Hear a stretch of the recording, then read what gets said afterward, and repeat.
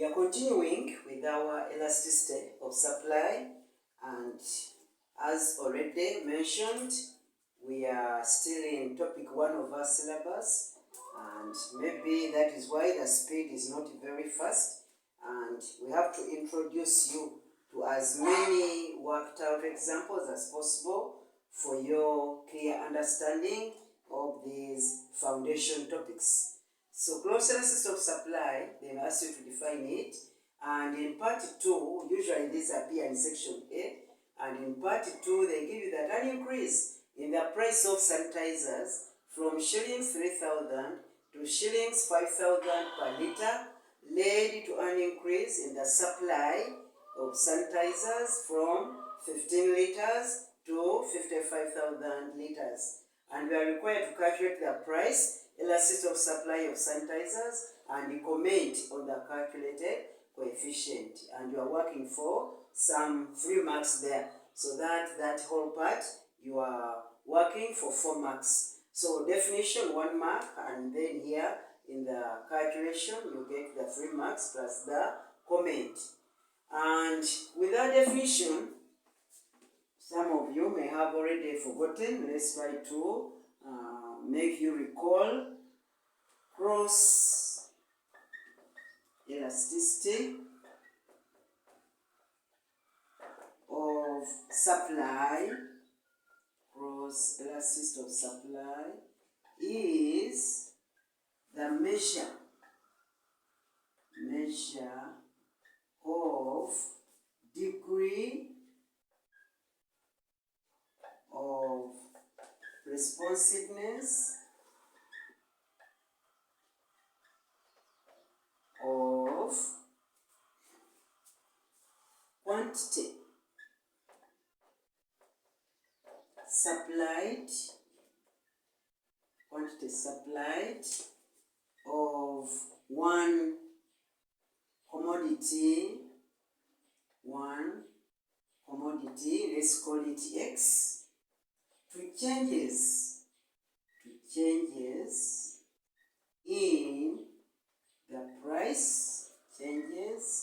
in the price, of another commodity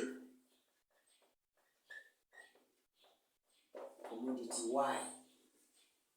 Cross elasticity of supply is the measure of degree of responsiveness of quantity supplied of one commodity X to changes in the price of another commodity Y. So we are comparing 2 commodities, and we are trying to find out how these 2 commodities are related. And we have already seen that these commodities are either related by being jointly supplied. They are jointly supplied, meaning that their supply is inseparable, or they are competitively supplied.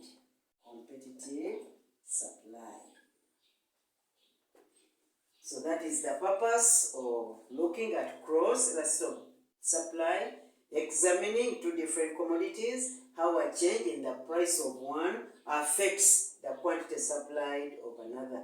If they are jointly supplied, you find that an increase in the price of one commodity will lead to an increase in the supply of the other commodity with which they are supplied together. But if they are in competitive supply, an increase in price of one will lead to a decline in the supply of the other. Suppliers are going to allocate their resources towards the production of that commodity which commands a higher price, and leave out the other commodity whose price is low. That is for competitive supply. And with a full explanation, there you get your tick and your 1 mark. Now the second part, we are looking at the supply of sanitizers. And as we have been telling you, statement of the formula is paramount, is what we start with. Cross elasticity of supply is given by change in quantity supplied of commodity. Now we have to look here. Which commodity is dealing in quantities? Okay, it is just prices of supply. This one we already have. So price elasticity of supply is given by the formula change in quantity of that same commodity over change in price of that same commodity multiplied by the original price, price 0, over original quantity, which is quantity 0. And here our commodity is the same. It is sanitizers. The price of sanitizers increasing from 3,000 to 5,000, and then suppliers reacting by increasing the supply of sanitizers to a greater quantity to respond to the increase in price, hence obeying the law of supply. That with a higher price, more of that commodity is supplied, ceteris paribus. So it's only the price we are observing, and we're also dealing with the same commodity. So now you look for your variables. How do we get the change in quantity? This is obtained by looking at the current quantity minus the previous quantity. How do we get the change in price? You look at the current price minus the previous price. So what is our current quantity? Our current quantity is 45,000 liters, and our previous quantity was only 15,000 liters. And there you are able to get the change in quantity. What is the difference between what is currently supplied and what was previously supplied? And I think the change is going to be 30,000 liters. Then you also calculate the change in price. Change in price, again you look at the current price. Our current price is 5,000 shillings, and our previous price was 3,000 shillings per liter. Now our change in price is 2,000 shillings. So after getting those changes, you substitute into the formula, and change in quantity is already there, which is 30,000 over change in price,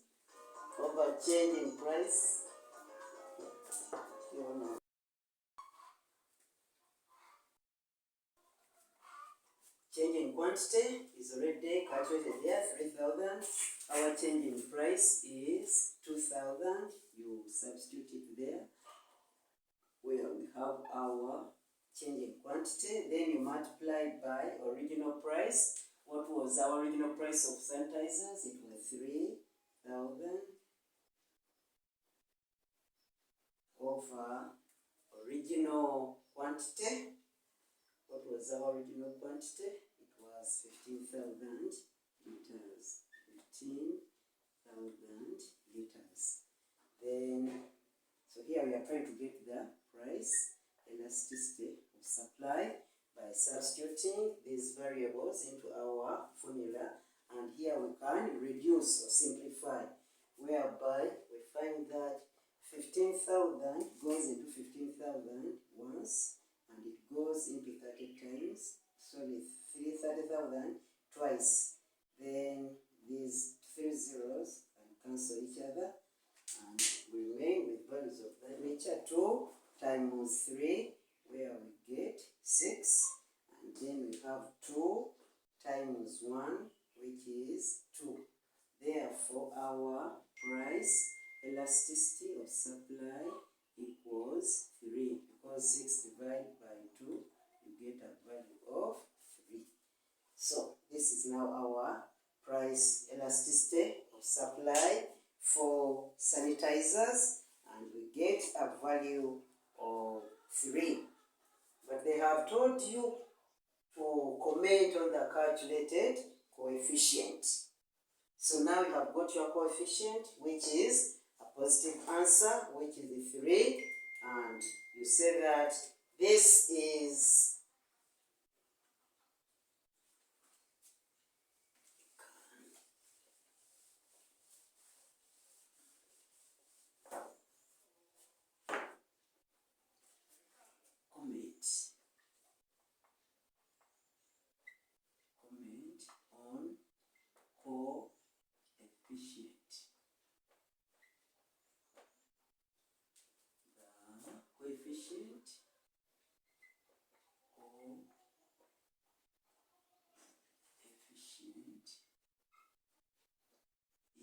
is greater than 1. Hence, sanitizers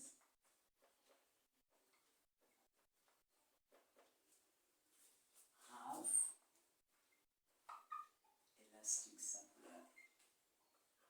elastic supply. So the coefficient is greater than 1. Our coefficient, we have seen it is here, it is 3. 3 is greater than 1. So any value which is calculated and is greater than 1 implies that the supply for that commodity is elastic. Where it is less than 1, then the supply of that commodity is inelastic. So here we have elastic supply of fertilizers. Why? Because an increase in price led to an increase in quantity supplied. And we are obeying the law of demand, that the higher the price, the higher the quantity supplied, and the lower the price, the lower the quantity supplied, ceteris paribus. So here you find that when the examiner is marking, statement of a formula is 1 mark. Then substitution, and find the calculating the change in price. You may get a half and another half there, and then the final answer is also 1 mark. Such that you have 1 mark for the definition. Now there are 2. A half plus a half is 1, which is 3, and finally 4. And you are able to get all your 4 marks. So calculations are the easiest to pass the moment you know the methodology and the moment you know the formula. So it's just a matter of substituting the calculated variables into the formula and you get your answer. So that is our other example of how we can use the information given to get the price elasticity of supply and then determine the nature of supply for that commodity after getting the coefficient. It is the coefficient that makes us determine the nature of supply, whether it is elastic or inelastic. We may also have another question. For example, what methods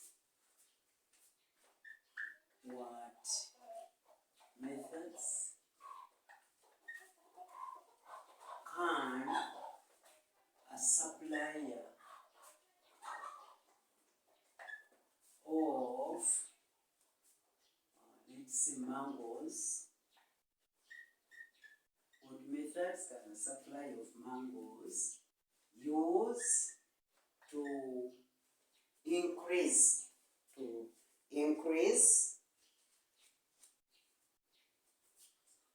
or to make the supply of his commodity, to make the supply of his commodity elastic. So what methods can a supplier of mangoes use to make the supply of his commodity elastic? In other words, the examiner wants you to give those factors which are responsible for elastic supply.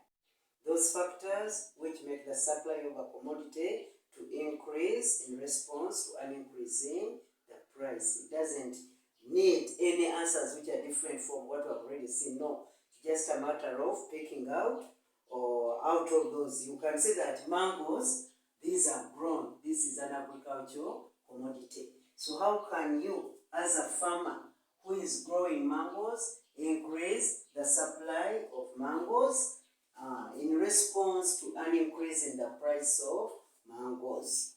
So we have the following as our answers. Number 1, that farmer or that supplier who is engaged in the growing of mangoes can use better storage methods. Use better storage methods so that supply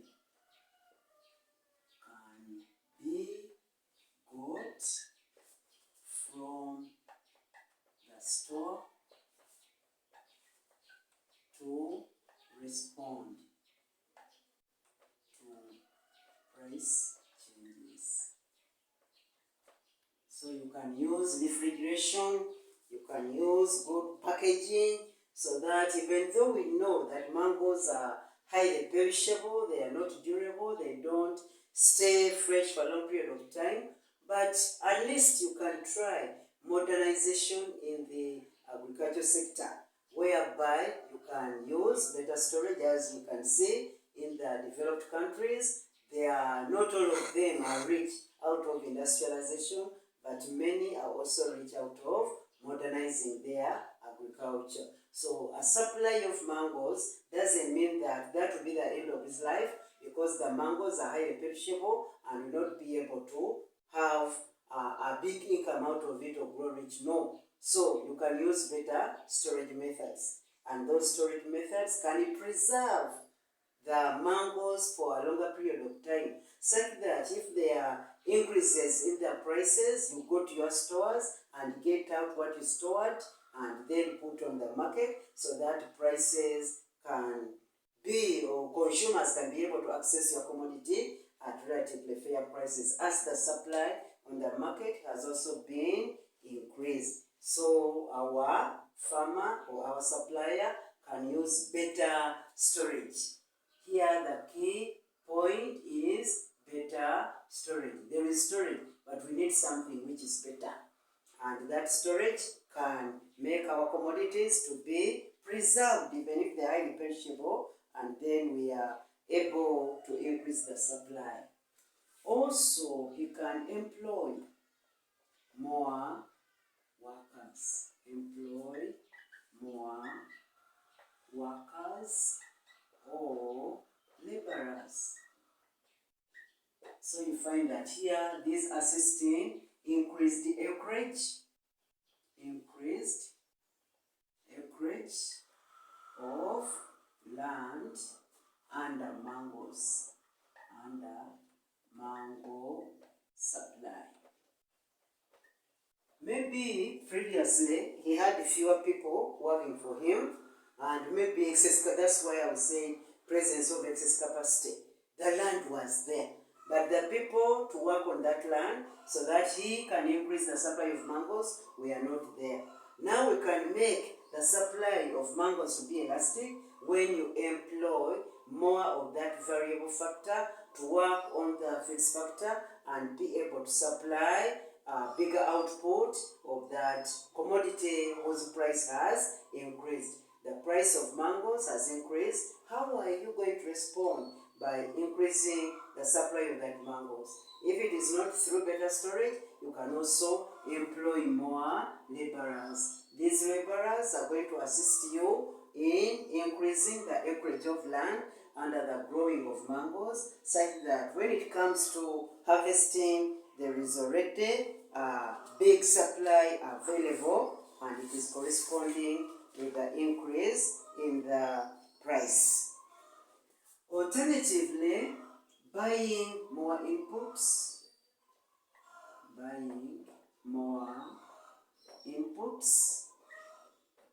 required in the growing of mangoes.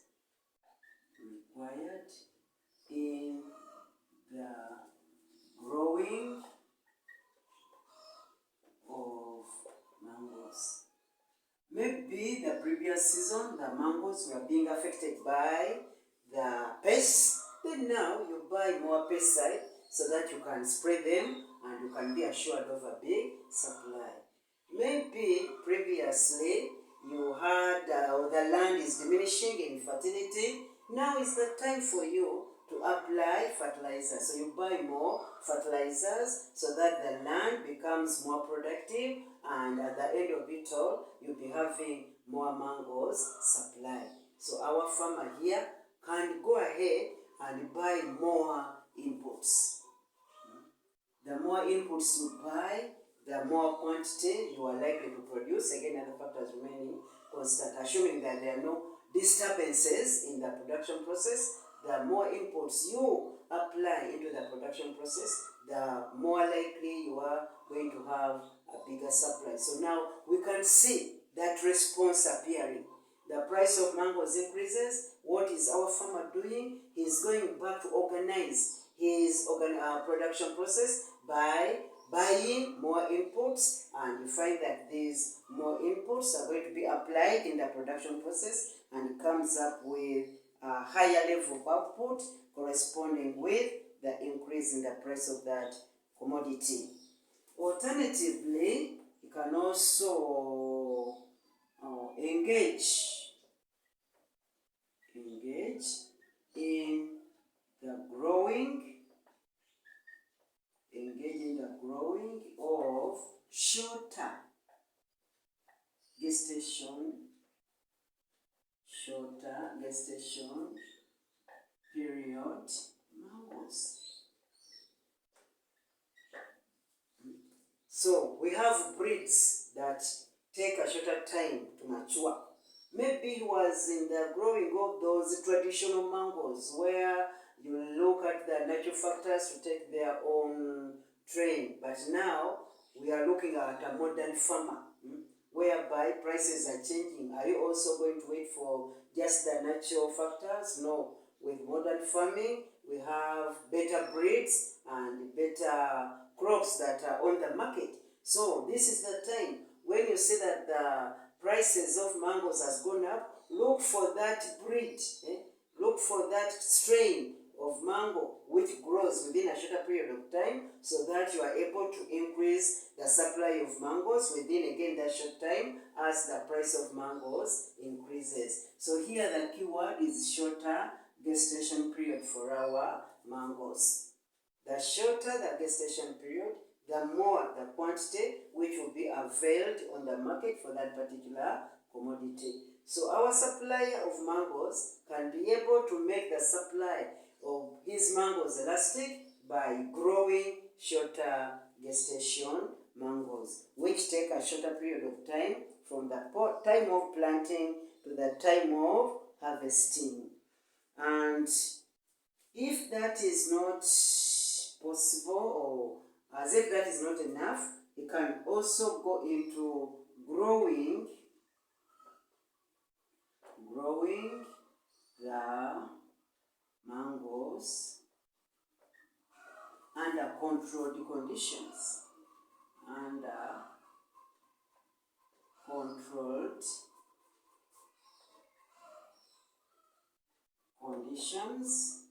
Like in a greenhouse,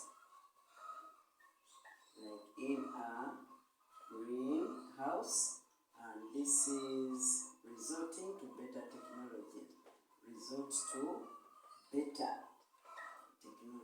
or method of production.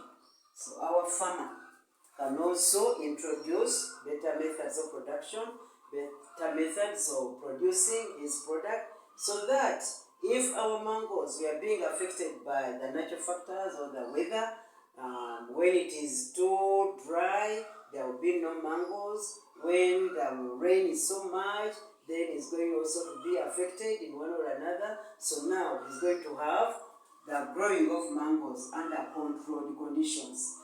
Temperatures are going to be the same throughout the year, and you find that the water is also under control, the humidity is also controlled, and there is no way you are going to claim that your crop is going to be affected by natural factors, because you are in a greenhouse and you are also taking on those mangoes which are not so tall but the short ones, and they are highly productive. They are going to give you a big number of mangoes per tree. So growing the mangoes under controlled conditions like in a greenhouse, that one is looking at improved technology.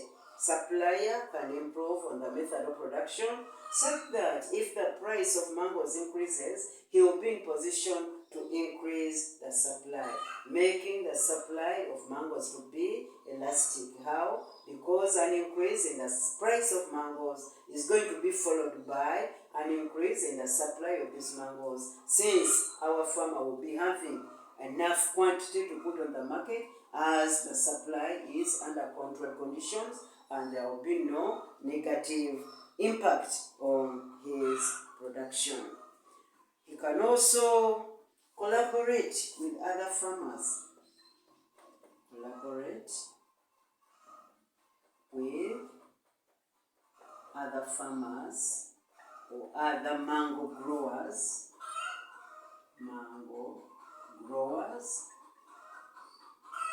to unite under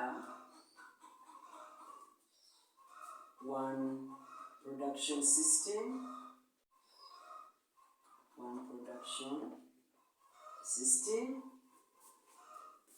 to increase the supply of mangoes.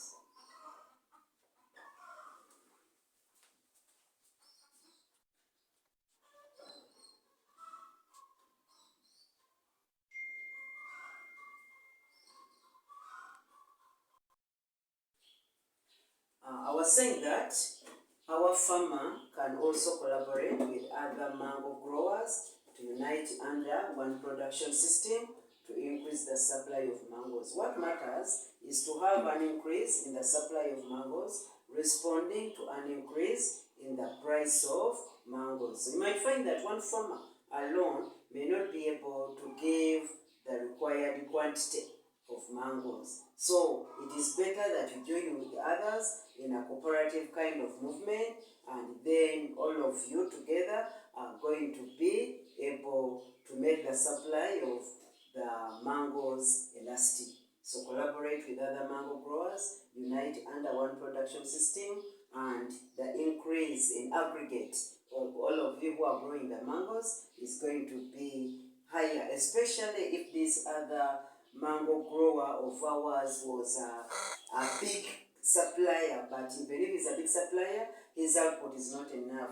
That is when he needs to collaborate with others, and they may be either outgrowers, and he tells them, can you bring all your mangoes here so that I am the one to market them in regard to the increase in the price. So people as outgrowers can also be brought on board, and they can be able to increase the supply of mangoes for this farmer of ours. So these points assist in making the supply elastic.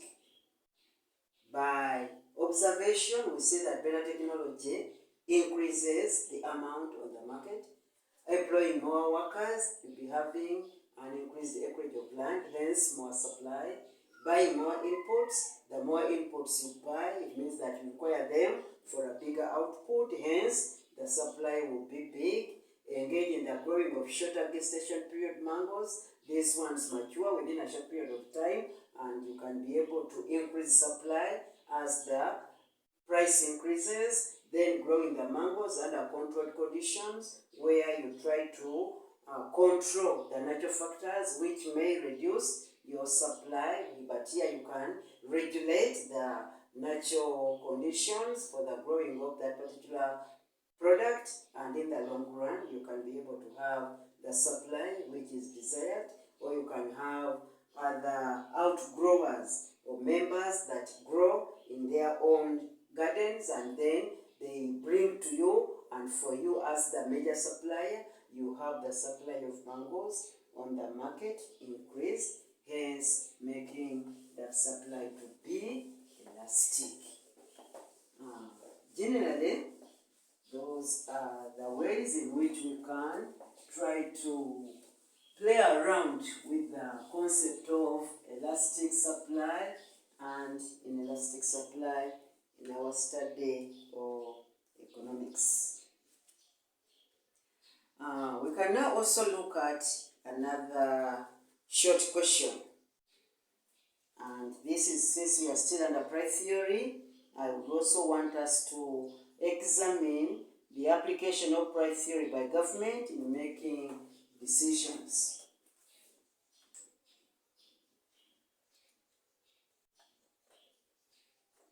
Study question. Study question. When does government apply the study of price theory,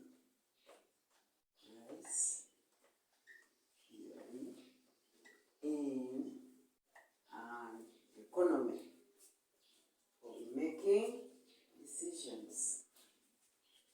When does government apply the study of price theory in making decisions? Making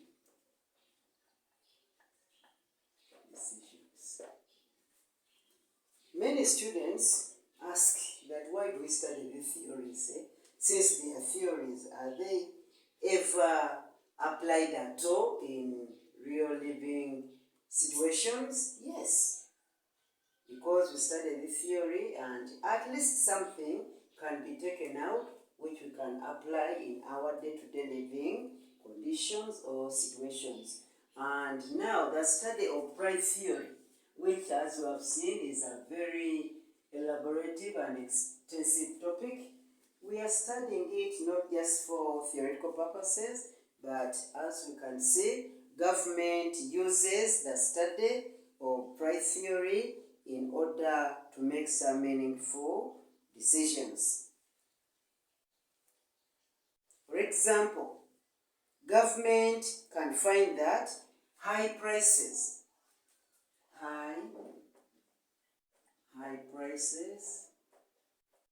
lead to inflation. Here we are focusing on prices, study of prices, and we find that we are in an economy where now the prices are high and they have become inflationary, or they are leading to inflation. So what decision is government going to take under such situations regarding the high prices? So we find that government will apply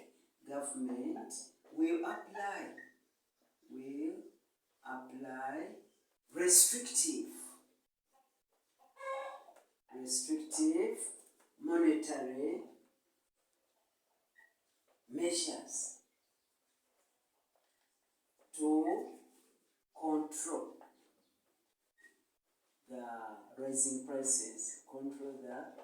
the rising prices. Restrictive monetary measures to control the rising prices. So we are now looking at the issue of prices, studying of prices in an economy, and we see that our prices are rising and they're becoming inflationary. To get an item, you need to go with a lot of money, and the real worth of that money is getting smaller and smaller because of the high prices, which means that the issue is to do with money. You go with a lot of money and you come back with fewer goods and services. So we find that this restrictive monetary measure is usually aiming at controlling the amount of money supplied.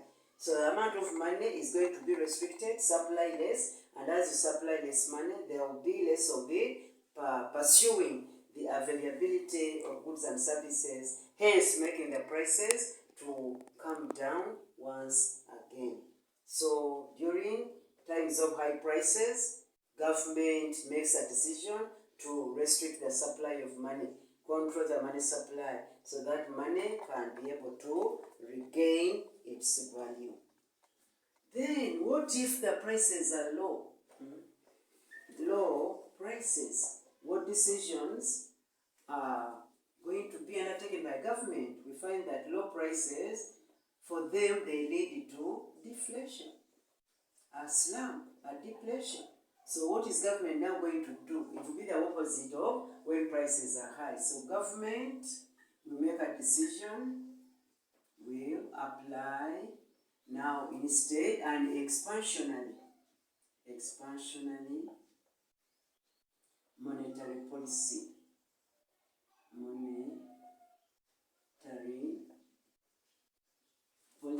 of measures to make prices increase. Nobody wants to operate in an economy which is depressed. Remember that prices in a free enterprise economy guide where resources should go, and usually they are an incentive to a producer. But once they are very low, you find the economy being taken or driven into stagnation. People don't want to operate when prices are very low. They will simply keep their resources untapped or unutilized and wait for that time when the prices are high. So during that situation of low prices, which we commonly refer to as a situation of a deflation, government will make a decision of having more money supplied in an economy, avail more money to the people, which increases their purchasing power of the goods and services, and as the purchasing power increases, they can afford to pay higher prices for the goods and services. Government also uses the price theory in taxing demerit goods. We've seen demerit goods. These are goods which are detrimental to the health of a person. So government will make a decision as far as demerit goods are concerned of taxing them. And whenever they are taxed, this increases their prices.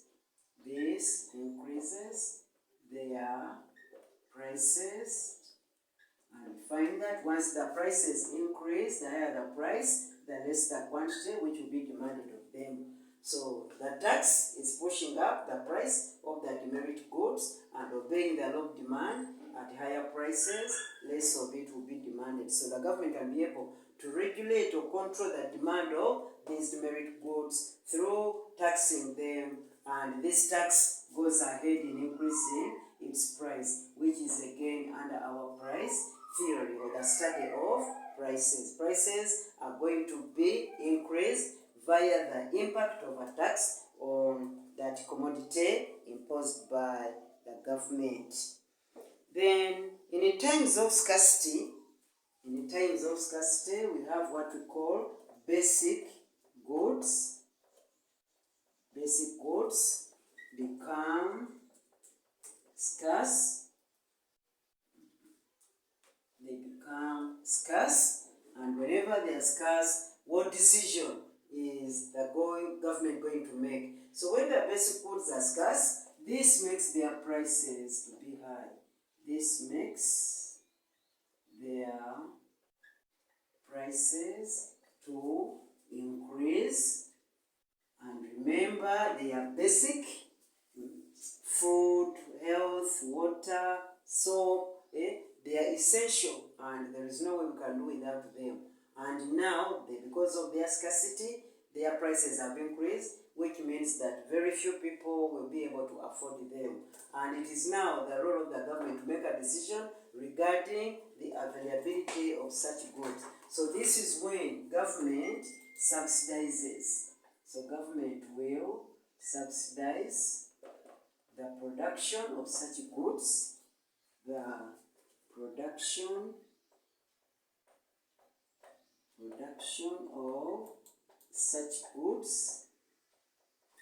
to lower their prices. So again, we are in price theory. Basic goods become scarce. Whenever they are not in ample supply, their prices go up or their prices increase. And the moment the prices increase, they are not affordable to everybody, yet they are basic. So what decision is going to be made by the government regarding such basic goods? So government, since it is its onus, its duty, it will subsidize the production of such commodities,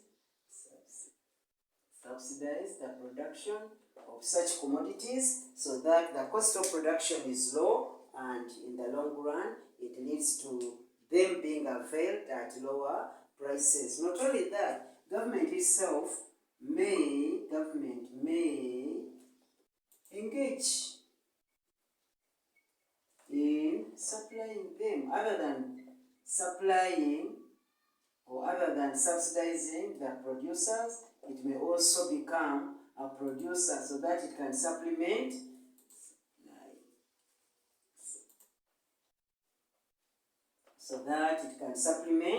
whatever little is being supplied by the private producers.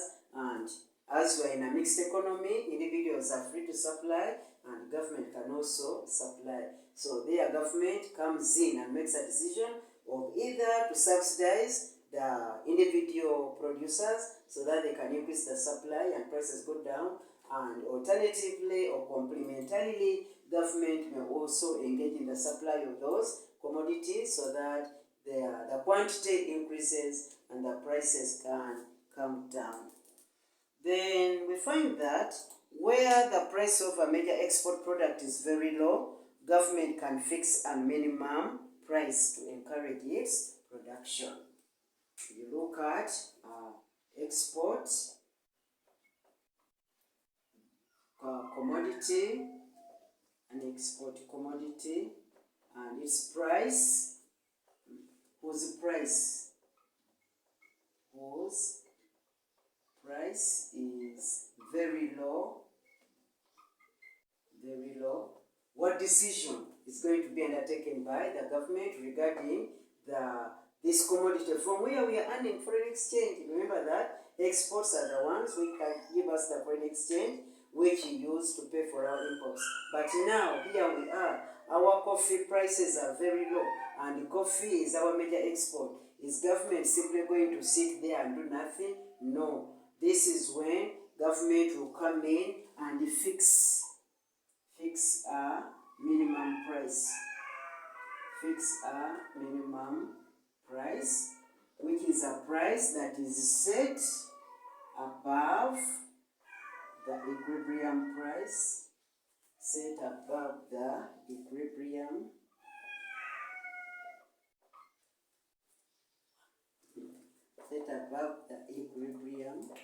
price, and it becomes illegal for anybody to sell that product below the minimum. So this is to encourage farmers, to encourage the people who are engaged in the production of that particular export to go ahead and supply more, because they are now being given a fair price that is commensurate to their effort or to their cost of production. And remember that producers are aiming at making a profit, so this minimum price will be a profitable price for their venture. So that is again another decision which the government undertakes regarding the price of a commodity. It is an export and its price is very low. What decision will it make? Government goes ahead and fixes a minimum price which is set above the equilibrium price, so it is now a high price, because the equilibrium is where demand and supply are equal, but now you are moving away from where demand and supply are equal and setting a higher price which is in favor of the producers of that particular export, and you find that you will be assured of a reasonable amount of foreign exchange and from that kind of product. The government can also use prices in the base year and prices in the current year to determine the price indices of products respectively. When you come to national income, you find that we have to calculate price indices, and they simply measure the value of commodities over time, between two different time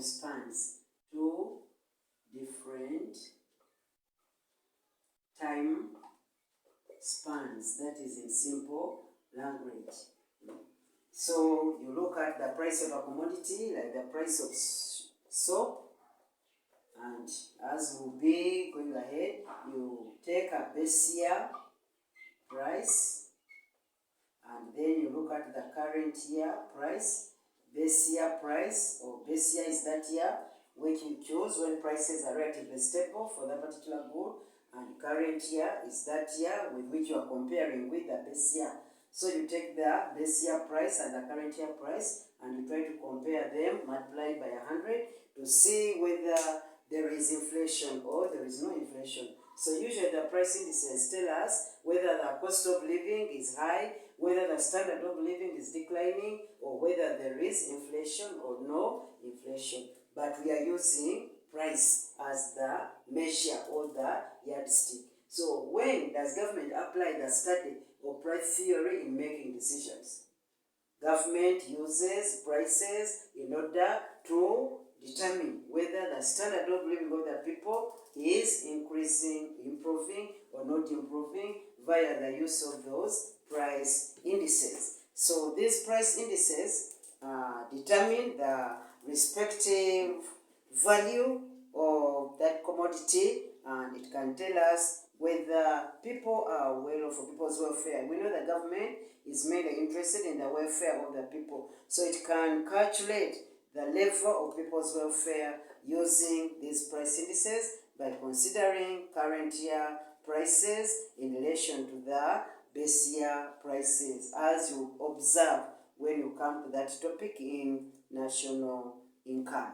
And the purpose is to measure the cost of living, measure the cost standard of living, and find out the rate of inflation at that particular time. Government also uses the knowledge of prices to deflate the nominal income in order to get the real income.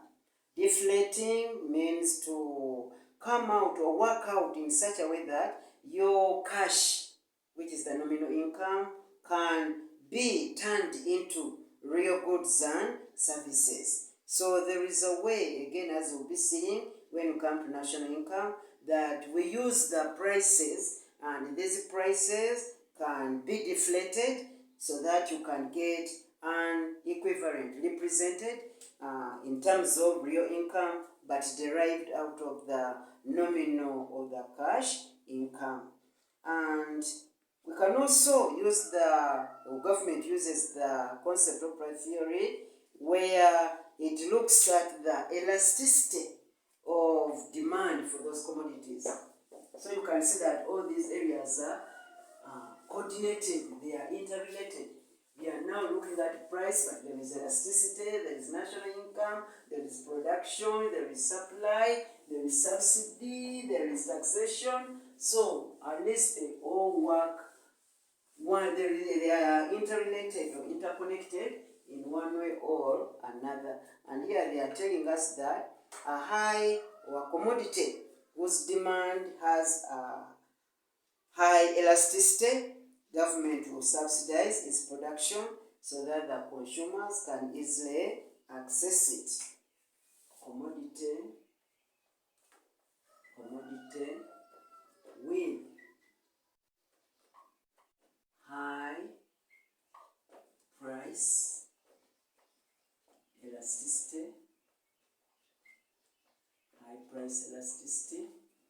will be subsidized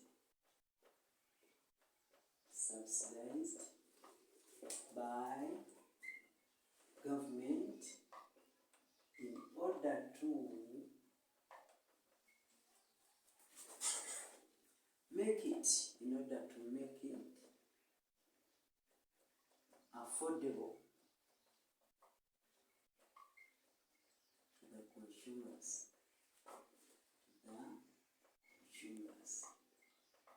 or society in general.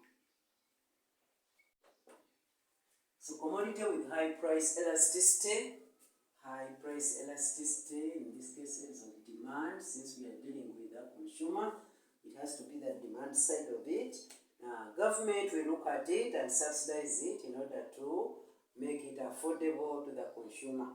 These are commodities, the ones which we say are having a high price elasticity of demand. If this is your elasticity of demand, this is your demand curve. For them, the demand curve is gently sloping. If you have price on this side and you have your quantity per time on this side, and assuming that the price generally was there,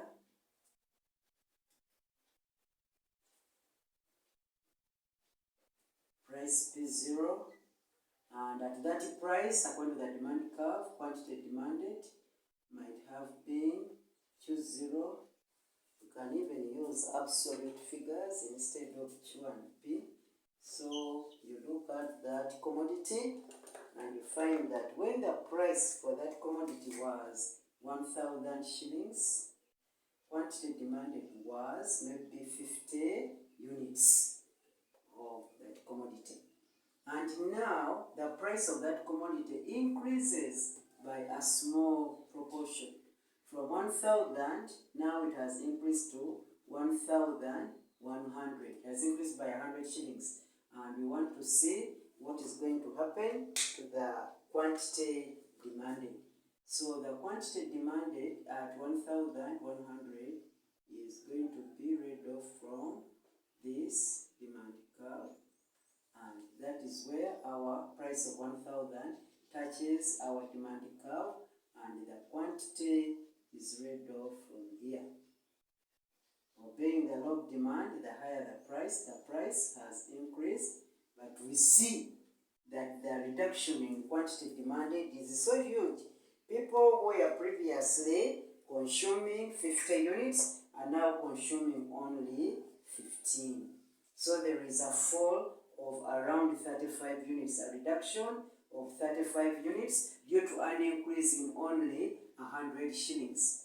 So an increase in that commodity of 100 shillings has brought about a decline or reduction of 35 units, and we are moving backwards on the demand curve, indicating a decrease in quantity demanded.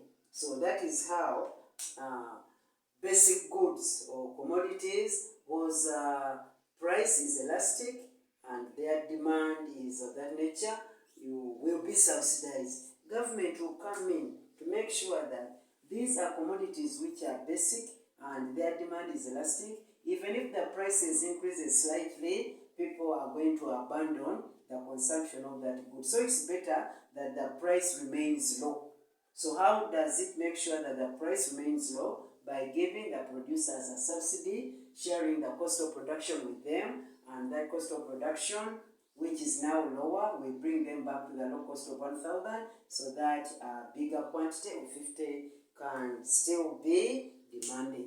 So government makes a decision of subsidizing those commodities with a high elasticity price of demand, and we find that consumers can afford them other than doing without them. So those are the areas generally in which government uses the theory or the study of price theory in day-to-day considerations or day-to-day life situations.